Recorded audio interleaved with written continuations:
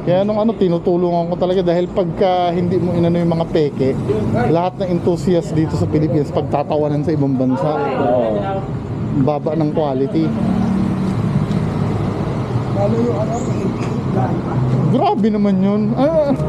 Napanood ba yun kay 88? Ano naman yung sa... Sabi daw ng duwende niya, tatanungin kung totoo daw si Sir Ed. Tapos yung... yung duwende? Oo, kay Jay Costura. Yung duwende? Parang gago. kunin ko kaya yun, sabihin ko, sige harapan tayo, tawagin mo yung duwende mo. Huwag ka na Sige. bumaba sa level nila, Seth. Oo, wag na. Hayaan mo na sila doon. Sila. Kasi pagka ganun, lalo lang magkakaroon ng exposure yun eh.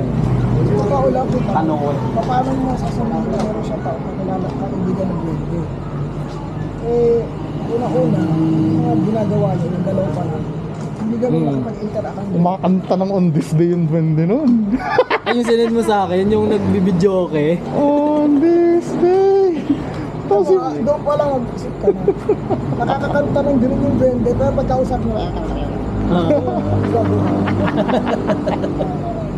nakakakamisa ka ng English na lyrics. Pero pagka kinakausap Na- mo, ganun yung salita. na kung nagsasalita yun, syempre matagal na nilang kasama yun. Kahit mga basic words man lang dapat matututo yun eh. Pero Walang ganun. Nakita ko yung ano eh, yung...